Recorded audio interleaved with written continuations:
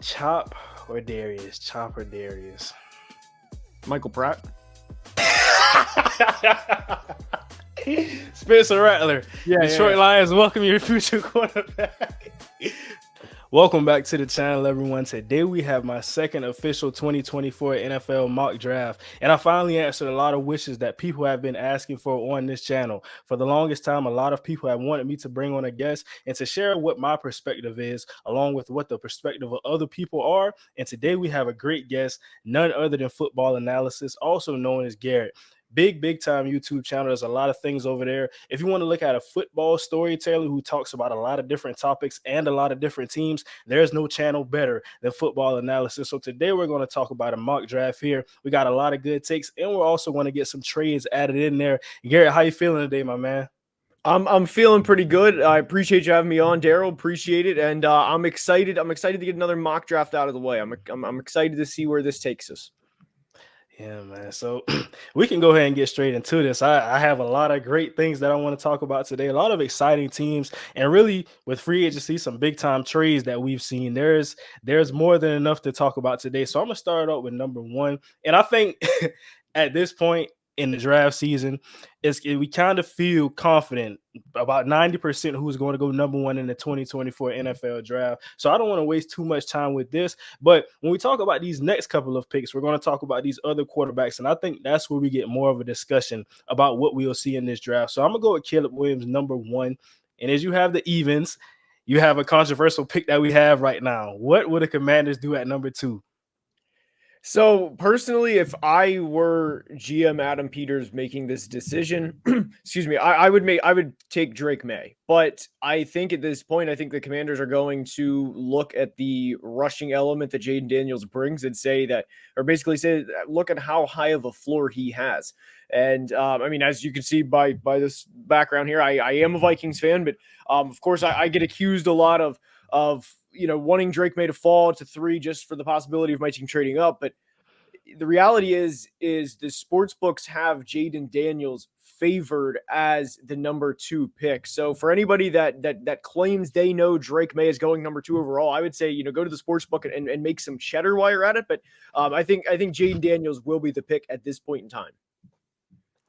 Okay, so there we have it. But I also have a question when we talk about Jaden Daniels going number 2 right here, because for the longest, it's kind of been okay, Drake May is QB2. And right now, I still do have Drake May as my QB2. But my question that I would have for you is when we look at the two quarterbacks and Drake May and Jaden Daniels, and I recently I've been watching a lot of Drake May film, just going back, seeing some of the little things. And I think we talk about prospect fatigue. That's kind of what we see with Drake May.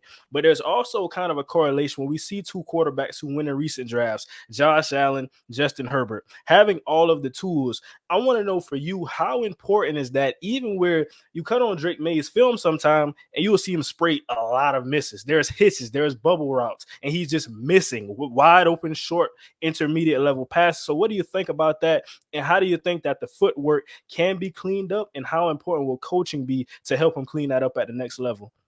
Yeah, absolutely. That's a great question, Daryl. And with Drake May specifically, I'm going to compare him to Herbert here.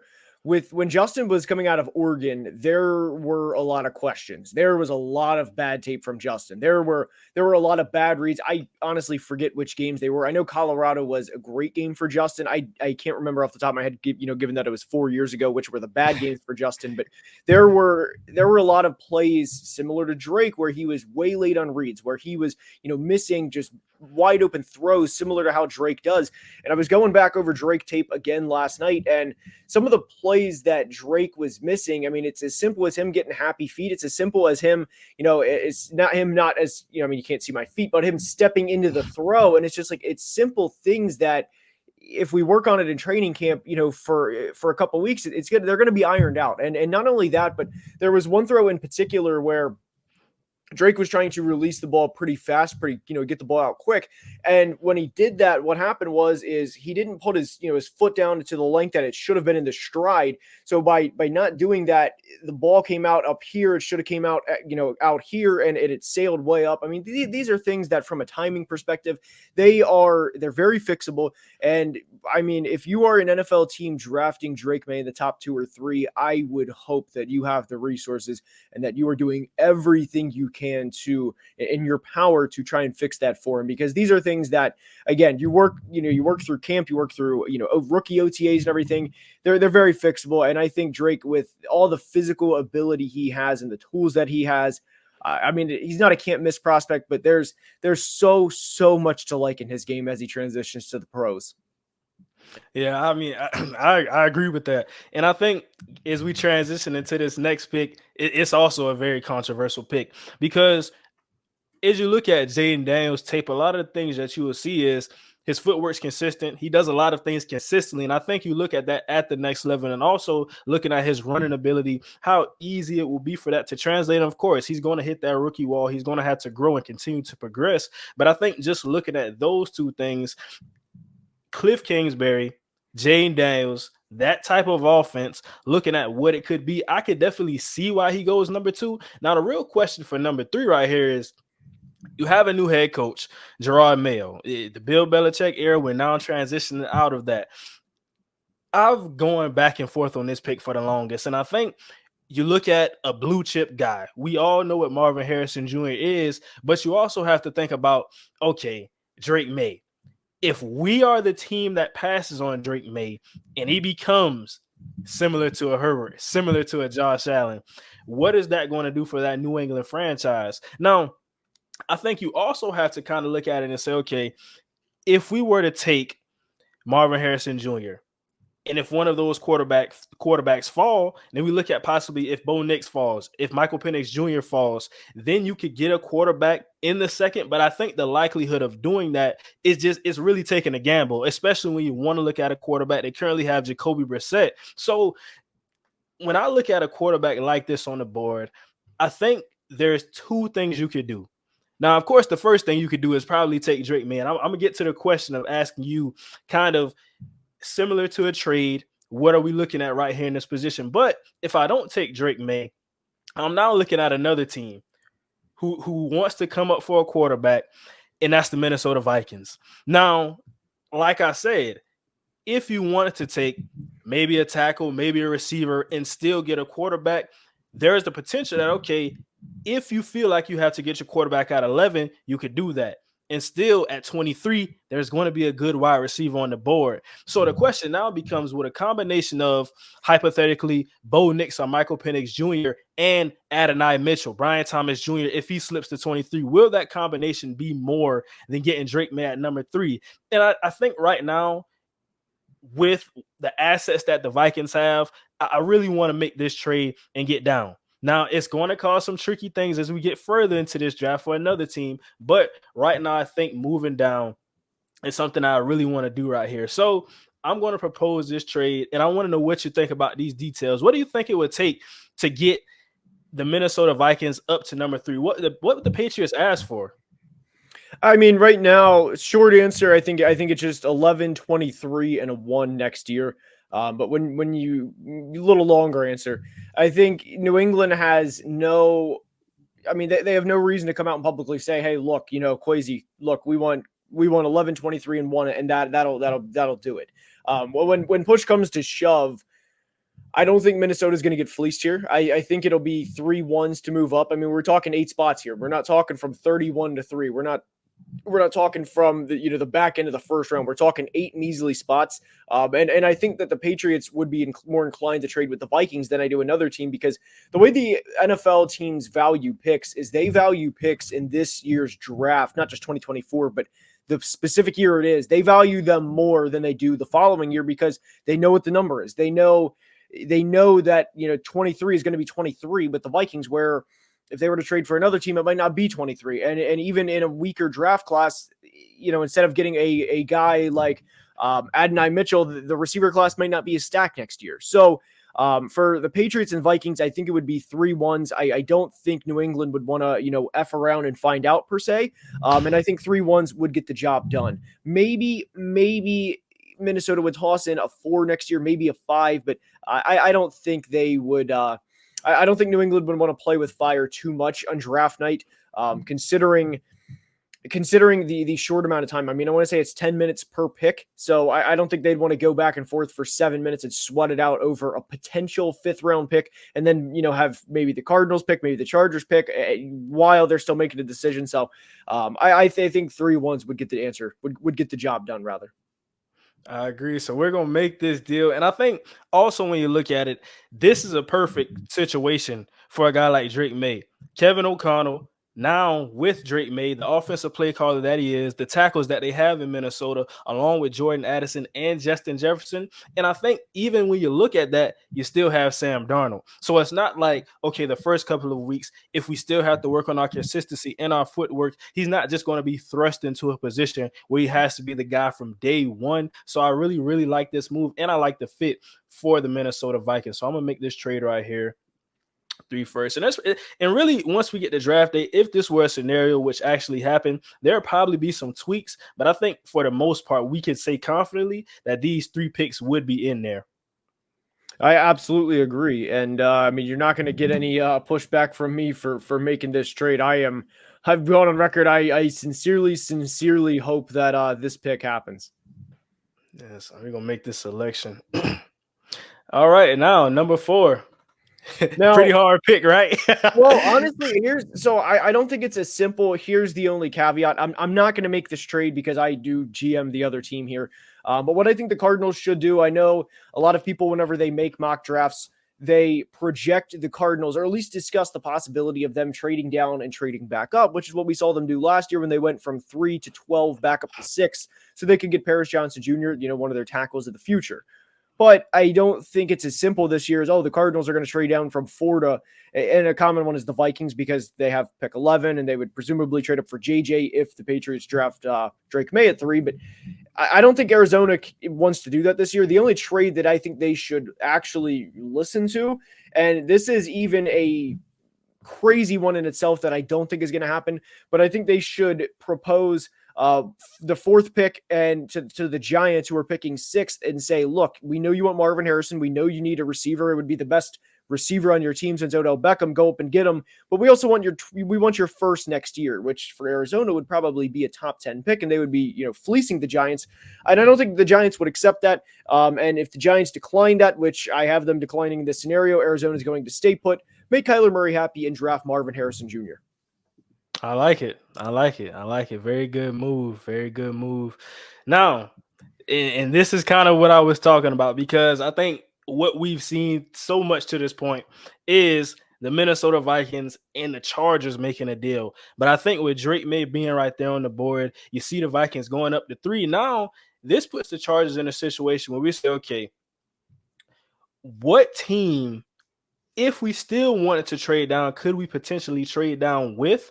And then I look at it and I think, okay, my options and the assets that I would potentially get back are, it's hard for me to see a scenario, because I'm looking at, okay, you have the New York Jets, the New England Patriots, the Denver Broncos, teams that you think, okay, we want players up top, but you look at the Denver Broncos, they don't have a 2nd-round pick. You look at the New York Jets, Neighbors on the board. It's interesting, but I think if this were the scenario to actually happen, I find myself really sitting and picking right here. Now, this was a pick that I made in my last mock draft, and it's funny to me because when you look at the Los Angeles Chargers, you think, okay, Jim Harbaugh, new head coach, he's going to bring that identity, and we look at a guy right here on the board in Joe Alt. Now it becomes a conversation for me because the way that I view Malik Neighbors, and I'm looking at the weapons on this Los Angeles Chargers team, I don't think that it's so easy that you just pass upon Neighbors if he's right here on the board. What do you think about that?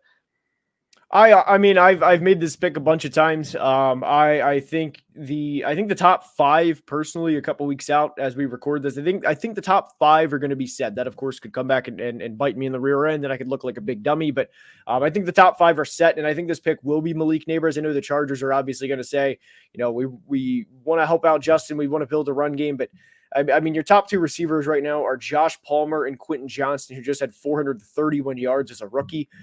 I don't. I mean, I know this receiver class is deep, and I know you can get a good receiver on day two, but there's not many players that are as talented as Malik Neighbors that fall into your lap after a down year, which the Chargers most certainly had in 2023.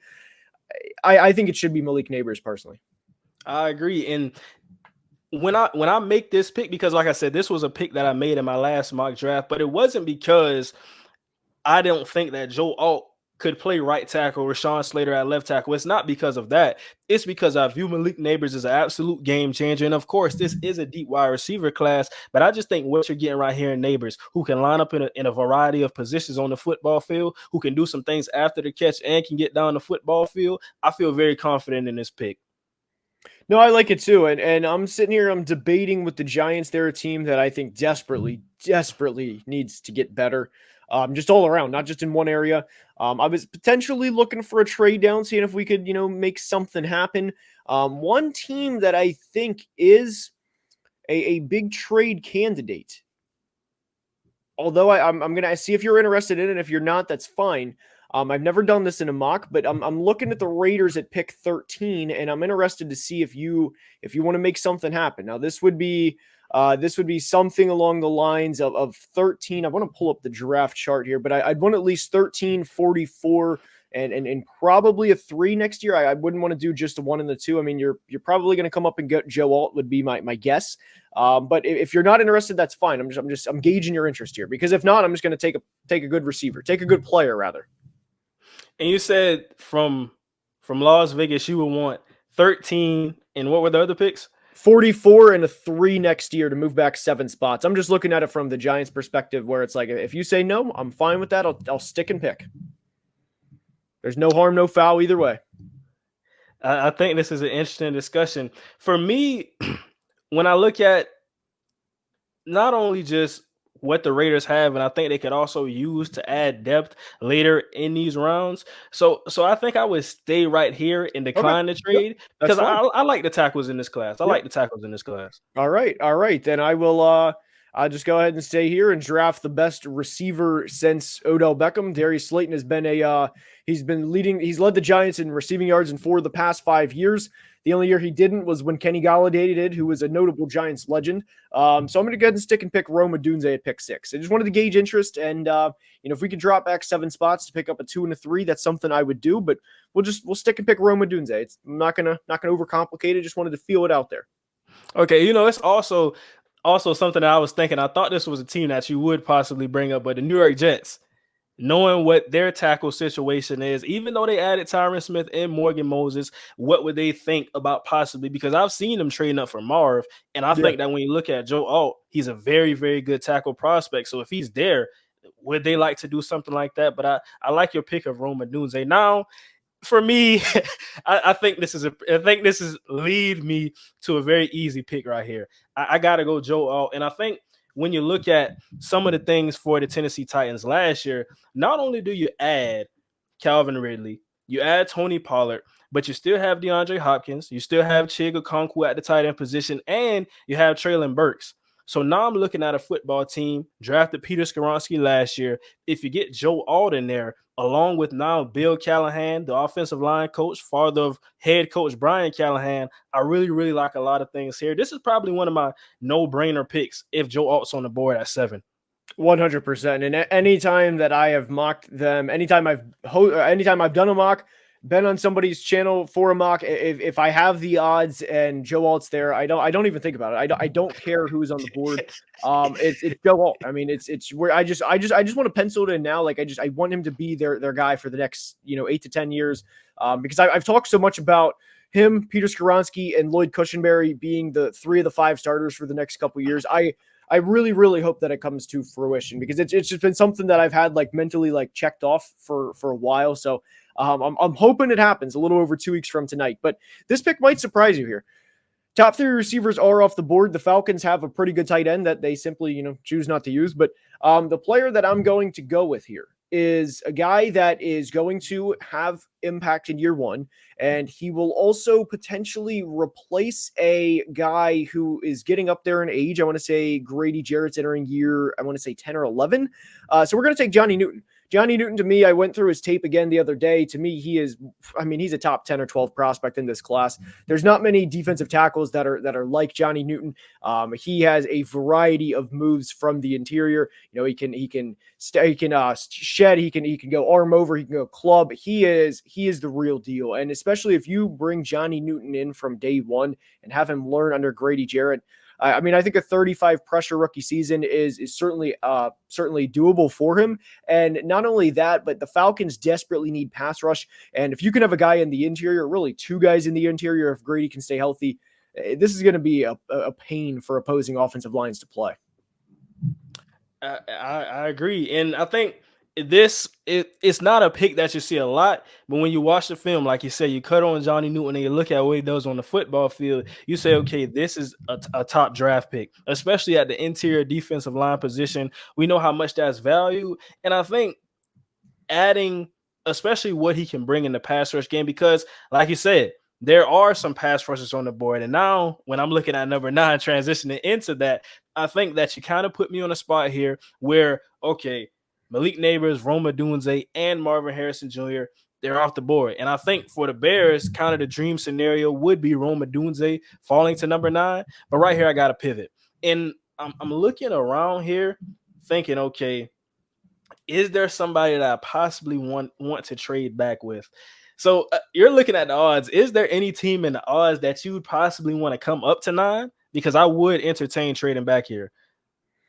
For me personally, I'll help you. I think this is realistic in this scenario if the draft plays out like this. I'll tell you what, this is my only offer because I don't have many picks to go around as the manager of this team. I'll give you from Denver at pick 12. I'll give you 12 and 76 for pick 9. So just an extra 3 to move up 3 spots. And if you say no, then I'm fine with that. Let me survey. How much picks do the Bears actually have? They don't have a lot. Okay. Yeah, we definitely need some day 2 capital. So you said pick 12 and what was the other pick?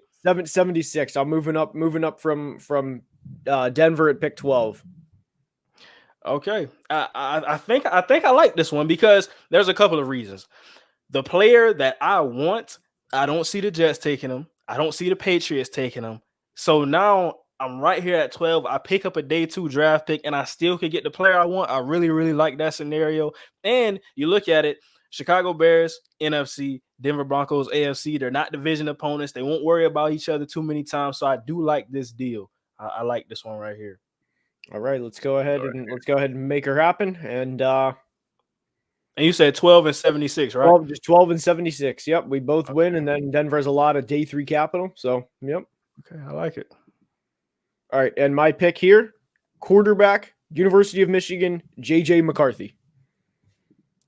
Now, okay, here I want to talk about J.J. McCarthy for a little bit. I like the pick. Now, in my first mock draft that I did a couple of weeks ago, about a month ago, I didn't have J.J. McCarthy in the first round. And I'll be honest. Things change. Exactly. Things changed a lot. And when I look back, and actually I want to go to my eval for JJ McCarthy because some of the notes that I have on him, just looking at what he does on the football field, I think the thing you say is, okay, right now he's 21 years old. But also you have to say what you saw in the offense with Jim Harbaugh, he's with the Los Angeles Chargers now. We know that his philosophy is to run the football, control the line of scrimmage on offense and defense. And that's what we saw with that team. But I think when we got into some third down scenarios, when we really needed J.J. McCarthy to make a play, I think that we saw him step up. Now, as I get to my evaluation here for J.J. McCarthy, like I said, I talk about the pedigree. He was a 5-star recruit coming out of high school, top 25 overall prospect nationally. Then you look at it, 2,991 passing yards, 22 touchdowns, 4 interceptions. And if you really look at the box score, you'll probably say there's no way this is a top 15 draft pick. But like I said, if you cut on the film, you see that he can do a lot of things. Me personally, when looking at JJ McCarthy, I started to grow more and more confident and kind of seeing how he read the football field. And athletically, I think he's being underrated just a little bit. Now, I'm not going to bring him into my system and say, okay, run quarterback power, run quarterback draw consistently, but I think he could keep a defense honest. And for me, his athleticism, the biggest thing about it is the play extension. If you watch JJ McCarthy's film, you see a lot of plays being extended. There's play action, they're moving the line of scrimmage, getting him on the move, allowing him to dictate the defense and really utilize his weapons that way. I like the connection that he had with Roman Wilson. So I feel that if he's in the right situation, and you look at Sean Payton, could he be the guy that gets the best out of JJ McCarthy? Now, me personally, for Sean Payton, I like the Bo Nix fit. But I do think with some of the things that we see with JJ McCarthy, there's a lot of potential there. And you're really going to have to watch the film to see that potential. That's where I'm at right now on JJ McCarthy. But I really liked a lot of things that I saw from him. Now, I'm here at 10. No, And I'm up. I got back to back, and then you'll have oh, three okay, straight. okay, okay. Yep. You got back to Yep. back. Okay. So I think this pick pretty simple. I've actually gone back and forth on this. Sometimes I like Troy. Well, it's not simple to me. It is, but I think there's going to be a lot of discussion amongst the Jets war room. I would personally take Olu Fashanu from Penn State. Excuse me. I would take Olu Fashanu from Penn State. I think they'll go back and forth with Troy Fatano and basically kind of use the guard tackle versatility, like, as an argument like they have for Elijah Vera Tucker, who's been good when he's played. I mean, Elijah unfortunately has made it, healthy in his 3 years. But I think this pick should be Olu Fashanu. I love Olu as a prospect. He didn't allow a sack during his time at Penn State. He had a bad game against Ohio State where he allowed 6 pressures. JT Tuimoloau really, really got him on one rep in particular. And unfortunately it was in the fourth quarter of a big game in a conference game, in a ranked top 10 game at that, where JT kind of did this thing where he was faking like he was gonna do like he was gonna come around for a club, and within the fake, I'm gonna kind of sit my mic down here. He kind of like faked, and while it was simultaneously going on, he kind of like long armed Olu like right in the chest, and it was a hell of a strike from JT, and it was one of the more complex pass rush moves that I've seen any prospect have in the past couple of years, and I was shocked that a kid at 20 years old has the intelligence and the ability to put all of that into one move. And I think a lot of offensive tackles in the NFL would get beat by that move, in particular that JT had on that play. I think Olu he's been overthought for a lot of the draft process. And I think, like you said, with draft fatigue and prospect fatigue, I think Olu is a prime example of this. And I think we'll certainly see that in a couple of years. Yeah, I mean, there is definitely a lot to like there. I think when you look at the upside, especially as a pass protector for Olu, it compared to Mims, Latham, a lot of different people you look at in this class, I think it's really high. Me personally, I like Fontenot. I do like him at the pick for number 10, but I could understand why you take Olu right here. I think for me, just looking at Fontenot, not only does he still bring the athleticism, like you said, the guard tackle flexibility, I think that in the run game, he brings you a little more. But you look at the upside with a pass protector for Olu, and it's hard to, really pass up on that. So I like both of those guys, and you take Olu right here now. You got the next 3, brother. You got the next 3. I'm eager to see where you go with this. Yeah, man. Okay, so number 11. So I traded out. Look at my quarterbacks who's still on the board. Still have Nixon Penix Jr.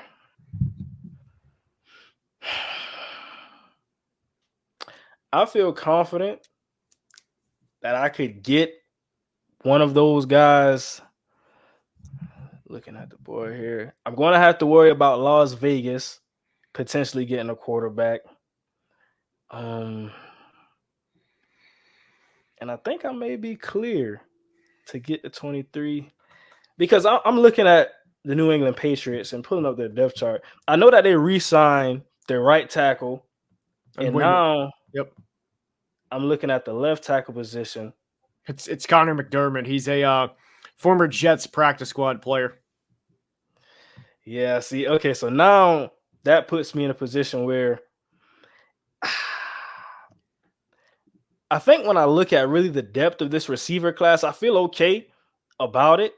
Looking at day two, I have 34, 60, and I feel confident about that. So I'm not really going to reach for a receiver here. I think the best thing for me would be, like I said, a prospect that I'm very high on, who I would have taken at 10. I think the best thing for me is to get Fatanu. I love that. So Love I that. think that's what I'm going to do. I think that's Because what I would do. I love that. yeah, I really like these quarterbacks, but I think that they would be there at 23, at least Penix or Bo Nix, one of the two. So I'll take Fatani right here. Continue to build the offensive line. Now back with Chicago. Um, I it know what might I would do sound, here. it might sound crazy, but honestly, I would trade down again. I would Really? trade down again. But I think when I look at on the board right here, I feel pretty good. Braxton Jones, Darnell Wright. I like what I have at the guard. I think center, but I wouldn't take center right here. Because right now, I'm currently slated Coleman, Shelton, but I like Nate Davis. I like Tevin Jenkins. Um, it's crazy that I've seen corner taken for this football team. And I really don't think that I would take corner for this football team right here. But I mean, you still have Quinn Mitchell on the board. Currently, they re-signed Jalen Johnson. Still have Tyreek Stevenson, who's going into year Kyler two. Gordon. Yeah, Kyler Gordon in the slot. So Can I give you a tip here? yeah. Don't mock corner. I had a mock draft earlier in the year. I had a collab mock draft and I panicked and I justified picking a corner with the fact that the Jordan Love and Justin Jefferson, Amon-Ra St. Brown, everybody in that division, and I justified it with that. Bears fans fried me in the comments. I would avoid corner. I would avoid corner. I'm just saying. I'm just saying. Oh, Just a word of friendly advice. I would avoid corner. I think for me, I'll take my number one edge in this class. It's been kind of enough thinking about it. I'll take Laiatu Latu. And Okay. I'm interested to see. I want to know what you think about Latu over Jared Verse and over Dallas Turner. What are you thinking about that right now? Well, from a football standpoint, I think it's clear. I think Latu's bag of tricks. Whenever you watch the tape, it's what move is he going to pull off? And his tape was a true joy to watch. I really think he is, again, from a talent standpoint, clear edge one in this class. Medical, of course, we're not going to. I'm not going to know. You're not going to know. Nobody's going to know except the teams. They're going to keep that private. No NFL team is going to come out and say that Latu's medicals are clear. They are 100% because then all they're going to do is boost his draft stock and potentially play their way out of drafting him. So nobody's going to know except NFL teams, and we'll find that out on draft night whether he's taken in the top 10 or 12 picks or whether he falls out of the first round. But if his medical clears, pairing him with Montez Sweat, and then even having a guy like Gervon Dexter, who had a solid rookie year, all things considered, last year, he was a second round pick. I love the spot, and that defense under Matt Eberflus is very, very formidable now. There's a lot of playmakers on that team. Like you mentioned, Jalen Johnson, Kyler Gordon, Jaquan Brisker, Tremaine Edmonds, who was a big free agent signing last year, TJ Edwards. I mean, there's playmakers everywhere on this defense, and having an edge duo of Latu and Sweat, it wouldn't surprise me at all if the Bears walk out of the first round with Caleb and, again, a healthy Latu if they make the playoffs as a wild card team in Caleb's rookie year. Yeah, I like it. And I think the thing for me is because I kind of foresee this. I know how the comment section works a little bit. And with the Broncos moving up 3 spots, Chicago picking up an extra day 2 pick, I think the reason that some Chicago fans may say if they're moving up from McCarthy at 9, we want a little more of a haul. But I think the fact that you have to also look at the market. Who else is trying to move up for McCarthy at 9? And I think for the Denver Broncos, they're probably going to be one of the only teams trying to do that. So for that reason, I don't think that you could haul in that much. And like I said, you pick up a day 2 pick, you get the player that you could have got at 9 at 12. So I like that right there. Now, do I have pick 13? You do. Yep. Okay. I have pick 13. So this gets interesting. Now, so I took Fontenot. I still have Fuongo on the board. That's my guy. I think for me, though, Luke Getsy, new offensive coordinator. It was kind of interesting to me how things fell through with Cliff Kingsbury for this team, but now Antonio Pierce, he's the new head coach. I think that when you kind of look at the board, and for me, this is going to be a quarterback who I think is moving kind of back up the boards after we saw him kind of drop a little bit. But you signed Gardner Minshew for 2 years, 12.5 million. And I think that's either way, I think that's good depth. If he has to come in day one, then you draft a quarterback, then the quarterback takes over. I still like both of those scenarios. It's tough here because okay, so there's three players that I'm looking at. I'm gonna just say there's three players that I'm looking at. I was looking at Newton. I was looking at Fatanu, didn't come here. Fuanga still on the board, but I'm looking at now. Still have your corners on the board, and I think for this football team, corner they're going into the season. Jack Jones on the outside, Nate Hobbs, he can play in the slot there, but really outside of that, I think corner is a position that you have to look at now. Is there any team that you would want to trade up into this spot before I make a selection? No. Honestly, there's. I'm looking here. I would say no. I know what I would do if I were you, but I'm good with the trades here from where I am. I think this may be a little rich in terms of just player grading, but when I'm looking at the board and I think about this football team, I really want to get that quarterback who I feel that gives me a higher ceiling and that I can move forward with. Now, I think for this football team, the fit that I like the most is Michael Penix Jr. Wow. Interested to see what you think about that one. No, that's I like the fit. I like the fit. You know, he's going to throw Devontae Adams and Michael Mayer and have Colt Miller protect his front side. I'm used to just if he falls there, I'm used to mocking Talisi Fuanga. No, that's the Penix to the Raiders has been one I've seen a little more recently. I like the Gardner Minshew signing for what it is, and whenever I've discussed the Raiders in the past, I've kind of said that, I don't think Aiden O'Connell is the long-term answer. And then there's been some Raiders fans that are like, oh, you didn't watch him play. He's good. And it's like, I don't really think he's all that. I mean, if he were all that, they wouldn't sign Gardner Minshew to begin with. There wouldn't be a little, half a quarterback controversy to begin with. But if you take Penix at 13, there's definitely no controversy. He's the guy. He's already 24 years old or will be at the start of the regular season. But no, Penix, his arm is strong. It's the strongest in the class. It'll be one of the strongest in the NFL from day one. Like we said, I think Michael Mayer will step up in year two. I like him a lot. But yeah, you get your quarterback of the future, hopefully, and there's going to be no debate as to who's going in opening day. Now, with the Saints on the clock here, this is a tricky one because I'm not used to Fuanga being there for them. And with Talisi being there, I'm going to go ahead and take him. And the reason for that is the Saints last year could not run the ball at all. Trevor Penning has been, there's no easy way to say this. He's been a draft bust. Ryan Ramczyk, their current right tackle, we don't know if he's going to play the full year. We don't know his medical history. That's pretty scary to me, considering he's not a 23 or 24-year-old. He's been in the league for going on 8 years. But Talisi Fuanga is he's a butt kicker in the run game. The Saints, I want to say off the top of my head, were 31st in yards per carry as a team last year. And that's not one player not playing well. That's collective unit not playing well. So get a true just rear end kicker in the run game. And let's, ease Derek Carr's, responsibilities as much as we can. And really any quarterback would want better than the 31st yards per carry, not just Derek Carr. So Fuanga, love the fit for them. And I'm sure Saints fans would probably love that as well, knowing the struggles they had running the ball last year. Great pick. So I have two things I want to touch on before I make my selection here at 15.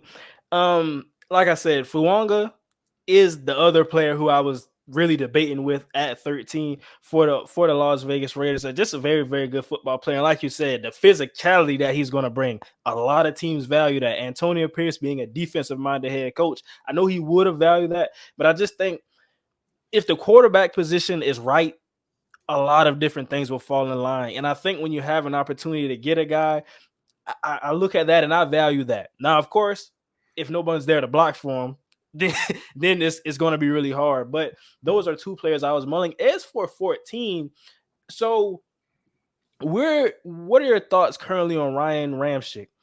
Do you Uh, think that do you I'll go let you go. No, no, I was gonna say I'm not gonna speculate like on something that I don't know about. I know what I know is the tweet that Ian Rappaport sent a couple weeks ago. It was I don't know what it said word for word, but it was something to the effect where the Saints are unsure if he'll be medically cleared for this year, which scares me. And that's also in combination with Trevor Penning not being good, which I was never a fan of that pick 2 years ago. So when you have those factors in, I think the goal should be for the Saints to get the pick right. So you're when you get Fuanga, you're plugging and playing him at right tackle, correct? Yes, that would be the goal. Oh, okay, understood. Now, for me at 15, honestly, this when I think about the GM, when I think about the team, and I think about the draft philosophy, and I think about the grade that I have on this player, it's so funny because I'll ask you the question after I make this pick, but I think for this team specifically, I'm gonna go with Quinn Mitchell.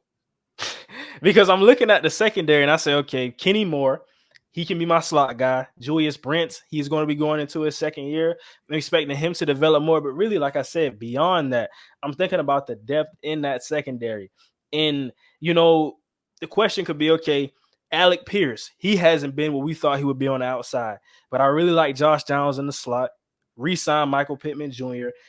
It's tough. And I think I've seen Brock Bowers to the Colts as well. But I think when you have that slot guy, I really like Josh Downs in the slot. And when I look at Brock Bowers, I think he's really a big slot. I think he'll play a lot of that in the NFL. So he could also play inline as well. But coming back to it, I think Quinn Mitchell is the pick for me right here. Now, my question for you is who is your cornerback one? My cornerback one is in fact Quinyon. I love Quinyon's game. He is to me. I mean, his tape. I mean, it is sticky. It is whenever I watch corners, it is you want to stick through the receiver as much as possible, and he does all throughout the route. I loved watching his tape from Toledo, and then he dominated down at the Senior Bowls because I mean, obviously, when a player from Toledo dominates in the MAC, there's going to be questions. Hey, look, you're playing. I'm just going to toss some schools out there. No disrespect to the MAC. I love MACtion, but you're playing Central Michigan, Toledo, Ohio, Buffalo, Miami of Ohio. You're playing those schools. You're not playing Alabama, LSU. You're not playing Jermaine Burton, Malik Neighbors, Brian Thomas Jr. And I'm sure there's a bunch of receivers that I just forgot in the SEC, but you get what I'm saying. You're not playing those guys. So for Quinyon to go down at the Senior Bowl and dominate, that really solidified or confirmed rather what we saw on tape. I love that. And you're going to have to defend some pretty good receivers in that division over the next few years and some quarterbacks. Yeah, I agree with that one. I agree with that one. Now, 16. This is you, correct? It is. Seattle. It is. It Okay. is. Interesting to see what you think. Yeah, I'm not going to overthink this one. I think he's going to be a player that we're going to come back to in 3 or 4 years and ask why was he not drafted higher. I think teams are definitely already thinking about that in 2022 with Iowa center Tyler Linderbaum, and that prospect this year that I think is going to be in similar vein is Oregon center Jackson Powers Johnson. To me, there's not a lot of flaws in his game. He's going to help the Seahawks run game. He's going to help protect Geno or Sam Howell. If Sam Howell takes snaps, if Geno goes down, he's going to take command of the offensive line room. He's going to be there for probably 6, 7, 8 years. And whenever you can fill a position and not have to think about it, I love that. And you can kick him inside. You can kick him to left guard, right guard. He's a great football player. And Seattle desperately needs great football players. Seattle's not a kickover. They're not going to lose, at least more often than not, to the bad teams. But whenever they go up a level in competition, you see what happens when they play the 49ers. What are we going to do here? We're going to try to just simply acquire better football players. And Jackson Powers Johnson is most definitely that. Yeah, I like it. And for me, it's kind of tricky because I've seen people souring on Jackson Powers Johnson. Now, I understand the center position, but I think he does bring you versatility and flexibility across the interior of the offensive line. And something I've seen kind of lately been a trend a little bit.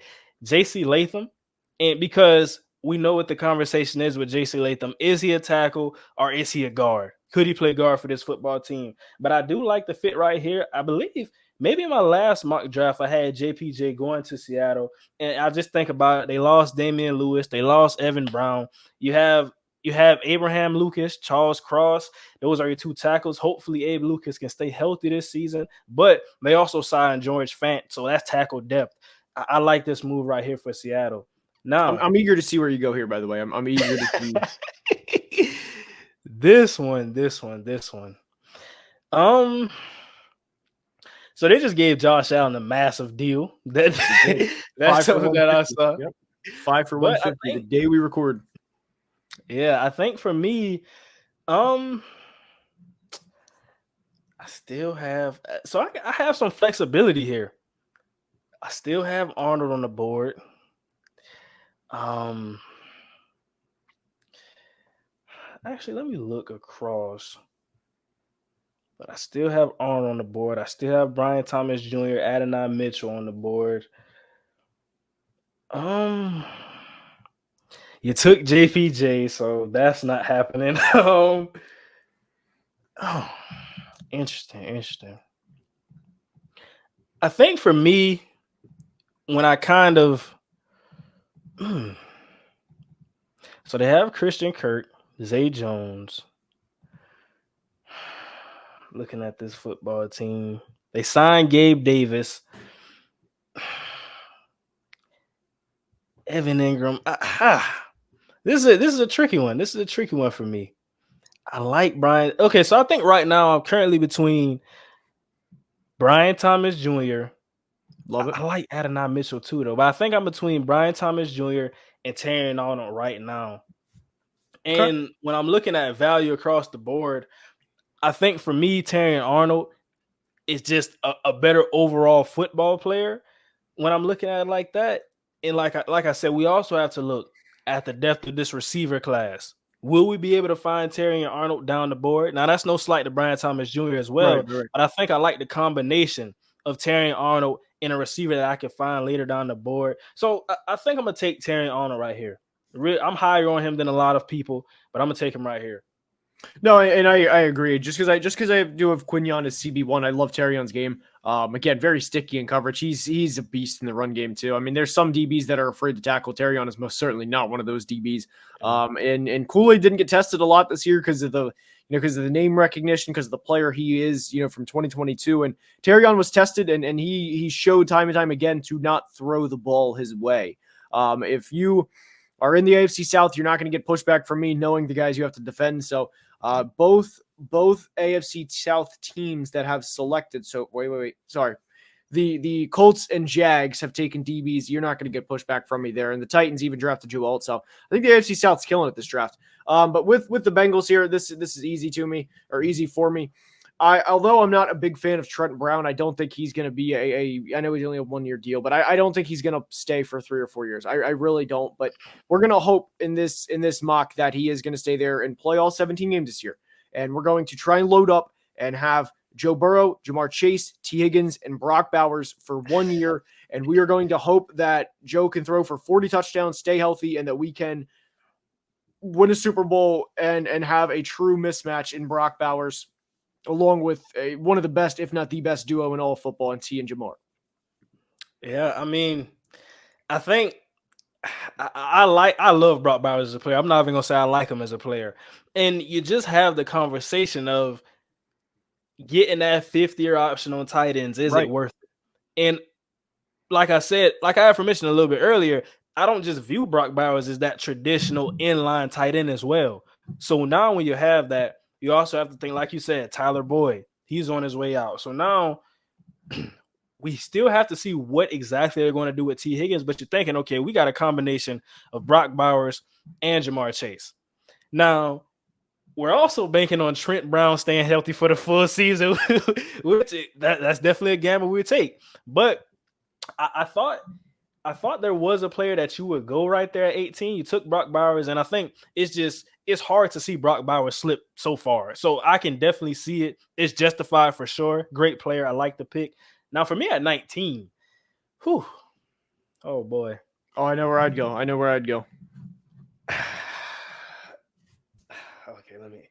There's two places I would go, and I'm not gonna say positions. I would say places. I'm personally looking at either offensive line, and there's offensive lineman who I love that's still on the board, or I'm looking. I got Kobe Turner, I got Byron Young, Michael Hoyt. Do I want to add Yes. just a pass rusher Hell yeah. there? Hell yeah, So, you do. Beef it so, up. Beef it up. Love it. so Beef it. you know, there's a guy on the board. I mean, he's looking me dead in the face. He's I'm gonna looking at take you him. right there. I'm gonna take him. I'm gonna take him. Byron Murphy. I'm gonna do it. And I love making that selection. And I want everybody watching this right now. He's replacing Aaron Donald. If he's not a 3-time DPOY, if he's not a 100-sack guy, he's a bust. Those are his expectations from day one. He has to come in and be a 10-time Pro Bowler. And if he's only a 9-time, he's a bust. Those are the expectations from day one for Byron Murphy. No, he has to live up to him. I mean, you're replacing him. You gotta live up to him. But no, honestly, I love the fit, love the pairing. I love the Rams defensive line, what they have going on, and I still think they can get a solid corner in day 2. But with this right here, the Steelers. Oh, sorry, I got to make the Byron pick on my screen. But with the Steelers on the clock, best player on the board, Cooper DeJean. I think there is a little bit of a drop off between Cooper and Nate Wiggins and Kool-Aid McKinstry. Cooper having a secondary with Cooper, with Joey Porter Jr., with Minka Fitzpatrick, along with a pass rush of Alex Highsmith and TJ Watt and Keanu Benton, who's going to come into his own in year 2.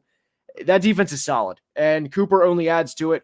I think with, like you mentioned earlier, the receiving depth in this class will certainly be there for Pittsburgh in day 2. Obviously, they need it, especially after trading Deontay Johnson to the Panthers. But Cooper DeJean would be the selection here for me. And I know offensive line's been popular to the Steelers, but I'd rather go Cooper DeJean BPA approach here. Yeah, I mean, I like it. And I think about Terrell Austin and really the Pittsburgh Steelers defense, what they do with their corners. Now, of course, Joey Porter Jr., he's going to be an outside perimeter corner. But I think Cooper DeJean, he brings you just a lot of versatility. He could play outside. He could play in the slot. And what they did with Patrick Peterson last year, not only did he play corner, sometimes he lined up in slot, but sometimes he stepped back and he was playing safety. So you look at a guy that just a good football player. Short and sweet. So I do like that. I think the only really thing that you could have looked at right there was a tackle that I'm very high on. I thought you may have gone tackle there, but you went Cooper DeJean. I like it. Now, right here, I have the opportunity to go with a tackle that I'm high on. For me, when I look at the Miami Dolphins, the only thing I'm thinking about is some numbers that I have from 2023. Despite only allowing 59 quarterback hits, the Miami Dolphins had 12 different offensive line combinations. Only the Jets had more. And we know what the Jets had on the offensive line in terms of injuries. So I think I have to go offensive line right here. Now the question becomes, do I want my versatile interior guy? Is that Graham Barton? Is that somewhere that I want to look? Or do I think about Austin Jackson, who has experience at guard? And I think that they extended him as a tackle. But when I talk about offensive line, I like to think best 5. And for me, when I look on the board, I think that when offensive line is a need, when there's a player that I grade highly, and I'm going to ask you a question. I'm interested to see what you think about this player. But Amarius Mims, it's just my player for me right here for the Miami Dolphins. I have to go offensive line. And I think Graham Barton could rival, but I like Mims right here.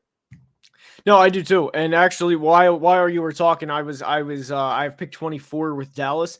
They lost Tyron Smith this offseason, and I was gonna see if you wanted to trade and pick up a 3, and then I would get something like a 5 back to move back 3 spots. And with Dallas, I would have traded up to get Amarius Mims. I mean, I love Amarius. He only played, I want to say, 8 games or during the 23 season, but I mean those flashes are high, man. And with the Dolphins, we've seen them, especially when they traded for Tyreek. They want to go for the home run. They don't want to take a little double. They don't want to they don't want to bunt single. They want that home run swing. They want to go for they want to swing for the fences, and I think that would also, I think it would be a great fit for them. Teron Armstead is, I mean, he doesn't play. I mean, he doesn't play, every game, and he's also, he is a not liability, but he's, well, liability would be a decent word choice there, but you never count on him. You can't count on him the way that you'd like to be able to. So I love Amarius to the Dolphins, and I think that fills a need, and it also fills their philosophy in terms of where they like to go and what they like to do. Now with the Birds on the clock, man, I'm kind of struggling with this one here. This is. I'm not going receiver. I know it says their needs are receiver. I'm not going to go receiver.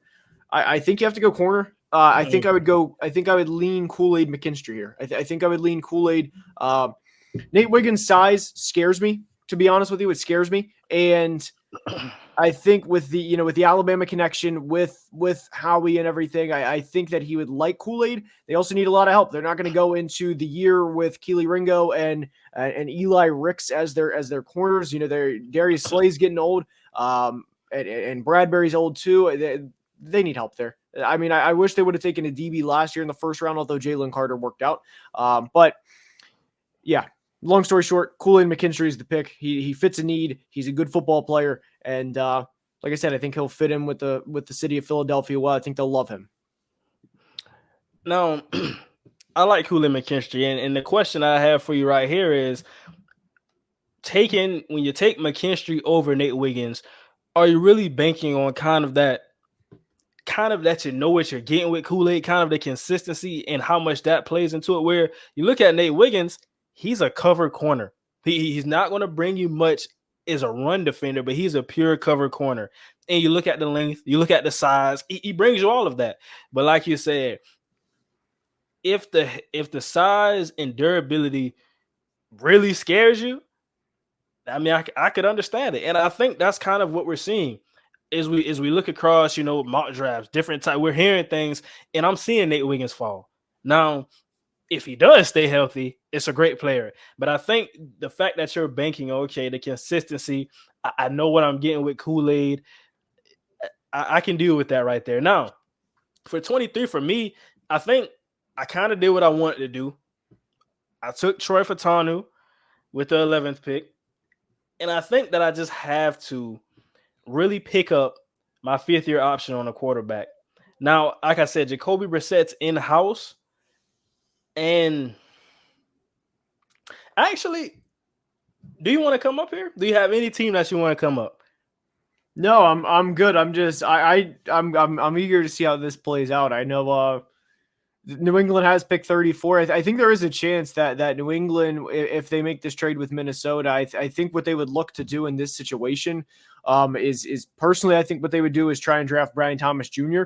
And then with a team like not Buffalo, of course, because they're in division, but I think that maybe a team like Detroit, maybe a team like San Francisco, maybe Tampa, maybe they'd look to trade out of the first round and pick up another pick for New England maybe next year, and then New England would go up there. But I think if I were New England, I think I'd prefer Brian Thomas Jr., but I completely understand Bo Nix if you take him here. Completely understand.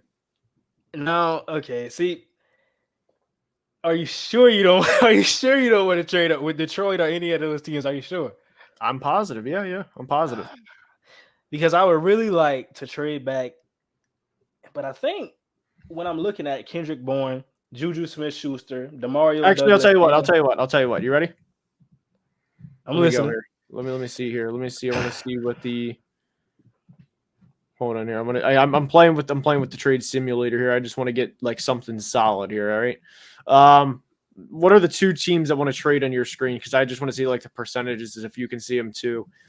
Let me go here. All right, Buffalo would be the team that I want to trade with here. Buffalo would be the team because I've picked 28. I'm the evens. I'd want to go 28. I have Buffalo. Buffalo would be my team that I'd want to come up for if you're interested. But I don't know if New England would be, because I mean, you can look at the board and infer who Buffalo would want to come up and get. You know what I mean? And that's a player you'd have to defend. You know what I mean? You know what? I think I'm gonna say no to Buffalo, and I think I'm gonna take the player that they're, because I feel pretty confident I could still get Bo Nix at 34. Right. So actually, I feel more confident. They need a receiver. What what Brian Thomas Jr. will bring to this football team with the athleticism and what he can do. Are you concerned at all with kind of the route tree that he ran for LSU? Well, funny story. There was a player a couple years ago that came out of the same college that was only a slot and that could only do that. And Justin Jefferson turned out to be a pretty good player. The whole thing with Brian Thomas Jr. Man, I'm a BTJ guy. He's my wide receiver 4.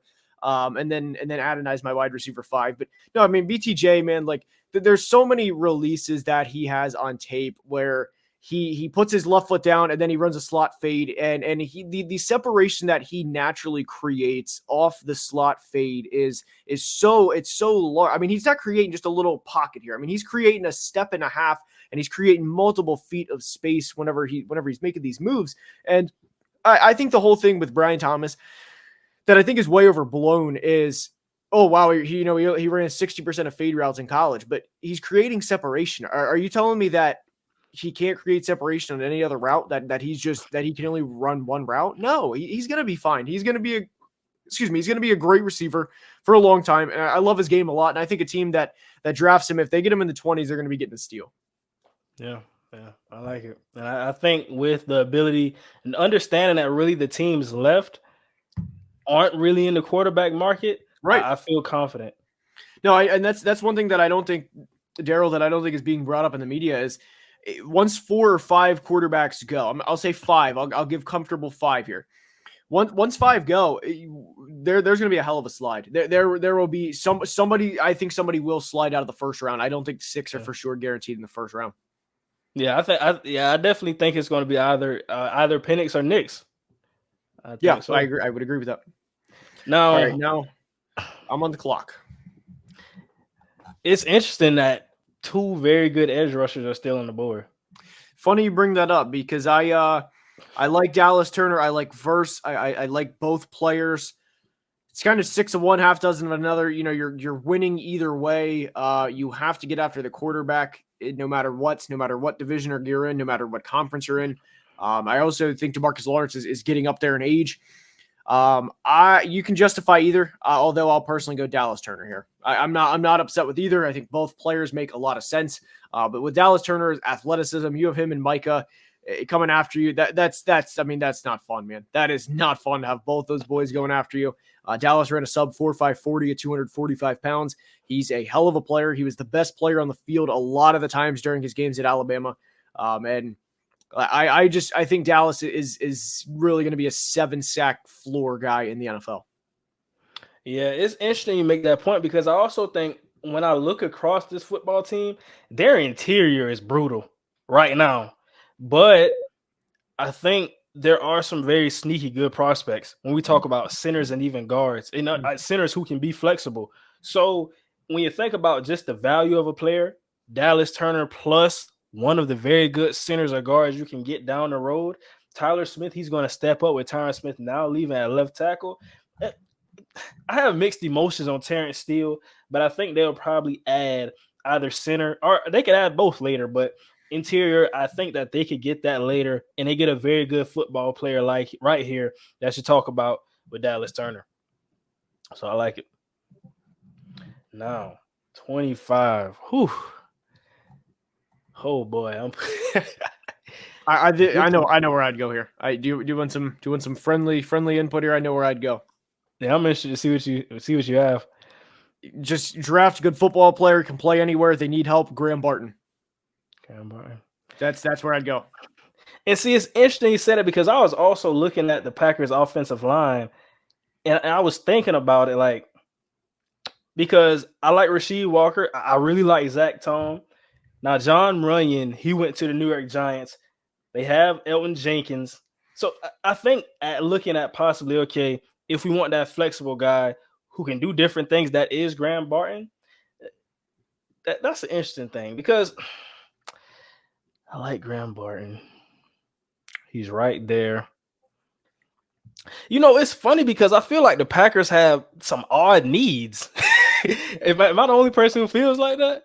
Just I would say line. That's about it. I mean, they're pretty solid. I mean, you can make it the case for another corner, but Do you want to go Nate Wiggins? I mean, then you'd have Nate Jair and Xavier McKinney, or you could just have Graham Barton and plug and play anywhere. See, for me, if I were to go corner, I would have wished that DeJean was still on the board Say, oh yeah, because I yeah, think you're looking at okay, Jair, Eric Stokes outside, and then you could plug and play DeJean basically anywhere. And like I said, they brought over Xavier McKinney. I'm looking there, but I don't. I wouldn't take Nate Ringers right here. I think I'll go Graham Barton. I've also seen Tyler Nubin to this football team, but I think right. when you bring in Xavier McKinney, I couldn't see them drafting a safety first round still. I like Nubin a lot. I mean, as a football player, I think that he's going to be, a classic case where tape speed does not equal game speed. He had a slow 40. I think he'll be fine in the NFL. There wasn't times when he played in the Big Ten where I was just like, this isn't going to cut it at the NFL level. I like Nubin, but I think the NFL will overreact. I think he'll fall out of the first round. But with the Bucks on the clock here, Joe Tryon-Shoyinka unfortunately hasn't been the player that they hoped he would be. He's still going to have his fourth year this year, but they also need help there. Todd Bowles loves pass rush. You can never have enough pass rush in today's era, and you can run stunts with Jared Verse and Kalijah Cansey, and also have Vita Vea on that defensive line. So Jared Verse, good football player, and you go back-to-back years with Jared Verse and Kalijah Cansey. Those are going to be your two back-to-back first-round picks along the defensive line. It's not fun. It's not going to be fun. And I know I kind of said a lot about playing, teams, and like it's not going to be fun to play the Bengals with Brock Bowers, Jamar Chase, and T Higgins in this mock draft. But Verse and Cansey is a nightmare. Yeah, I like it, especially when I think about Todd Bowles. He's going to run zero blitz anyway. So when you're blitzing all of these people, then you're creating one-on-ones with Jared Verse and Kalijah Cansey. I mean, I mean that's something tough that you have to really game plan for. So I do like that. Now, right here, interesting for me. Also something I really thought about with this football team, because I took Marvin Harrison at 4, and I was thinking I really like Michael Wilson. I like Greg Dortch, but I wasn't out of the possibility of double dipping at receiver here. I wasn't out of that possibility. Now, as I think about this football team, I feel that for me, they just added Jonah Williams. They brought in Justin Jones and Bilal Nichols, so they're trying to do some things on the interior for the defensive line. I think their offensive line is coming along. So I think it comes down to what skill player would I want right here. And like I said, Wiggins is right there on the board. Let me look at my receivers. Oh, I really have the opportunity to get interesting here. I really have the opportunity to do it. I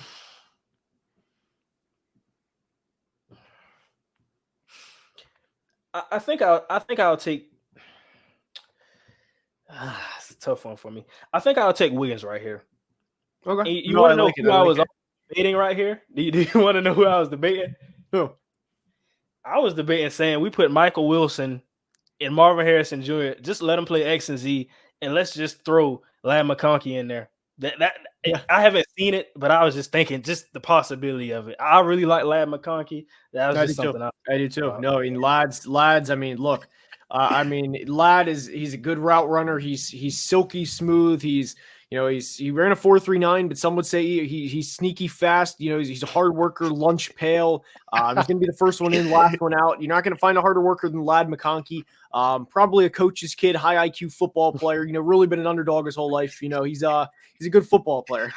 But no, honestly, I like. I mean, you just got to get better football players. That's where the Cardinals are. The only thing that I would remotely push back with Nate Wiggins is the fact that the weight is a concern, and the fact that you're going to have Deebo Samuel and DK Metcalf in your division. Those guys are obviously 220 plus pounders. That would have a lot of weight on Nate Wiggins. That's the only part. But aside from that, hopefully they're not throwing quick slants where Nate has to bring them down. That's going to be a lot of trouble for a young rookie Nate. But no, I like that.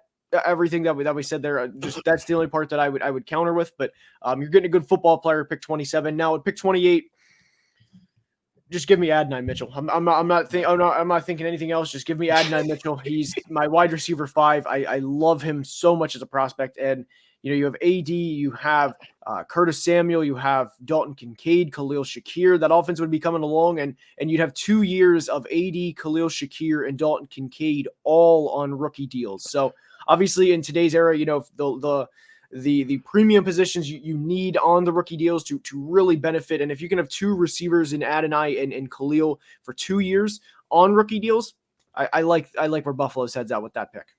Yeah, I really like it as well. And for them to not have to trade up and still get a receiver that they Mhm. probably want anyway, the Buffalo Bills fans should be very happy with that scenario right there. So I like Adonai Mitchell as well. Like you said, wide receiver 5 in this class, very, very good football player. So just adding that with Josh Allen, and I mean, very, very good selection. Now, for me, the Detroit Lions. So you took Kool-Aid.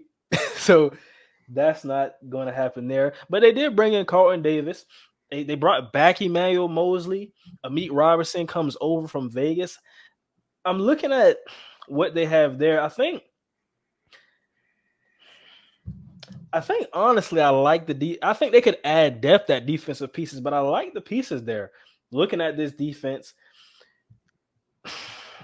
the biggest question I have is J- Josh Reynolds leaving this football team. So now I think that, do you really want to go into next season asking Jamison Williams to just be your ex? Is that something that you would want to do? Or would you want to add there?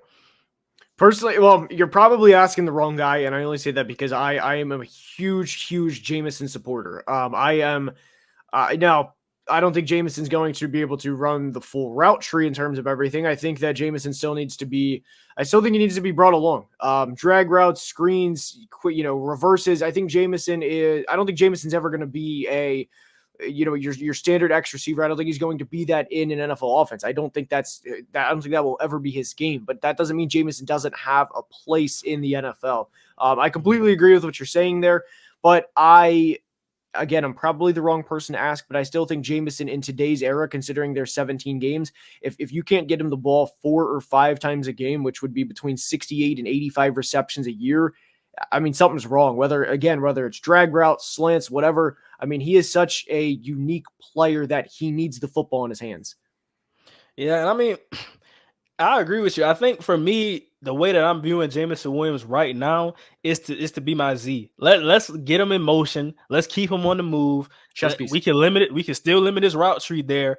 So I think that's why I'm looking at him. And of course, you have an all pro player. You have a big time slot receiver, Right. and Amara St. Brown. So I've seen interior here, and I don't think it's a need at all. I think the age that may say, okay, Graham Glasgow, Kevin Zeitler, older interior offensive lineman, that may be why you look there. But I would have liked Kool-Aid right here, but he's not here. I think now I'm looking receiver. You know a Now, prospect that I don't dislike here. who? It might surprise you. It might be a little out of left field. Chop Robinson. Yeah, yeah. Uh, So with Chop Robinson, right? Athleticism is checked. That's a non-negotiable question. We already know that. But how do you feel about the pass rushing toolbox at this point? I tweeted a clip of this. We'll say 3 weeks, probably close to a month now. Time flies. I lose track by the day. But no, I tweeted a clip, and I think Chop. I mean, there's times where I watched Chop in person at Penn State, and there were plays specifically where I would watch him just to see what he has in the tool bag. I think he's a bit of an underrated pass rusher. Now, there were times where Chop would get absolutely clamped, but I mean, that's going to happen. Guys are not going to win every single rep, but I think Chop is on the PFF board right here. Chop is ranked 43rd. I personally would rank him low to mid 30s. I think he's right around the 34th, 35th best prospect. I think he's national consensus a little lower, so I'm a little higher than Chop is. I think he has everything that you need to eventually win at the NFL level, and especially when you package, how young he is as a prospect, and then you can go from there. I like Chop a lot moving forward, and I think especially if you had him be Aiden Hutchinson's Robin, I like Chop a lot for the Lions, and especially, by the way, also shout out the Lions for signing DJ Reader. I mean, if you're gonna have Chop Robinson as a third option pass rusher year one, that's a player that I love and a situation I love. Yeah, you really sold that, and I I appreciate think it. getting back to it, I'm now looking at edge, and I want to look at some of the players here because, like I said, I like some players here, but when I think back to actually looking at what is their draft capital, so I think even at 61 or 73, they could still get a very good receiver. So when I think about it like that, I'm still thinking about what is the combination Chop Robinson with one of these receivers we can still get. And if you reach for a receiver here, you say, that receiver combined with an edge that may not live up to the potential of what Chop Robinson has just athletically in his traits. So now I'm looking at edge right here. Um, I like Darius Robinson too for really honestly completely opposite reasons. No, yeah, Darius would very much fit the Lions. Yeah. And when I was talking about receiver, I was thinking I've been hearing Leggett, and I think about with Leggett, I think he would be a fit for that football team. But now it's crunch time. Now it's crunch time. Chop or Darius? Chop or Darius? Honestly, Michael Pratt. Spencer Rattler, Yeah. Detroit Lions, welcome your future quarterback. I think when I think about what the Detroit Lions will want, I'm going Chop Robinson. Detroit Lions fans, you know what? Let me have it. I'm I going like it. Chop Robinson. I think about those physical traits, and I gotta have that. I like Darius Robinson as well, but the ceiling, and we talk about ceiling so many times for Yeah, it's players, up there. it, it's crazy. It's crazy. All right, now are you ready? Because this pick has already been sprinted in. This is a classic Baltimore Ravens. We're going to let the draft come to us. We're not going to panic. We're just going to sit here for 3.5 hours. We're just going to draft a very good football player. JC Latham, you're going to replace Morgan Moses and be our starting right tackle for the next 4 or 5 years. And if Ronnie goes down on the left side, which is probably going to happen because Ronnie Stanley has never played a full season, whether it was 16 or 17 games. If we need you to go over to the left tackle, you can play there too. JC Latham, you are a Baltimore Raven. I like it. I mean, definitely tackle is somewhere I've been looking for this team. Definitely. So I like it. I mean, I think the argument you could have is do you want to go receiver there? That is an argument and a fair one, of course. But for Latham to be right there, and I mean, especially with what this football team wants to do with Derrick Henry, JC Latham blocking for Derrick Henry. Derrick Henry, yeah, oh yeah. So it is beef. Oh yeah. So yeah, I like that. Now, this gets pretty interesting. I think for me, the corners that I like, this is a team that I've been kind of just thinking about corner just a little bit, but I like. Actually, let me double check. I like what they have.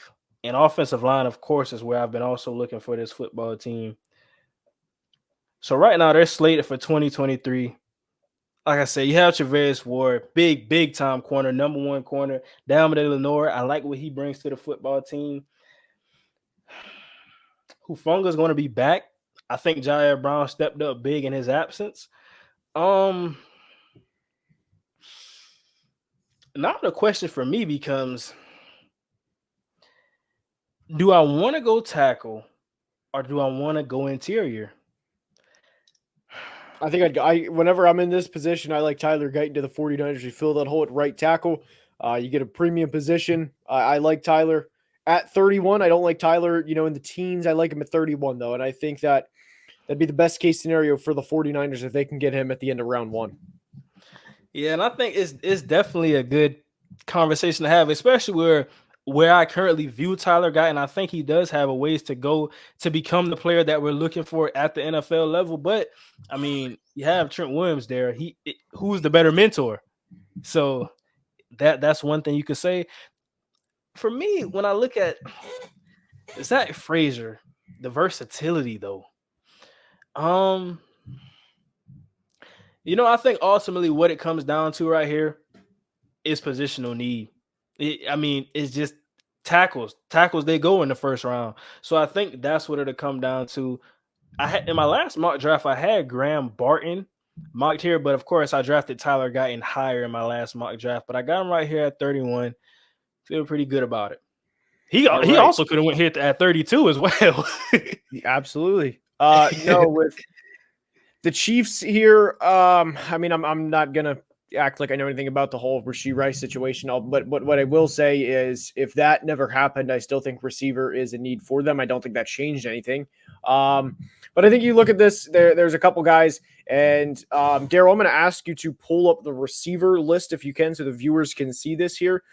There's a guy that I'm a lot higher on than these rankings, and a guy that Oh I'm boy. way higher on, Keon Coleman. He's down at 55.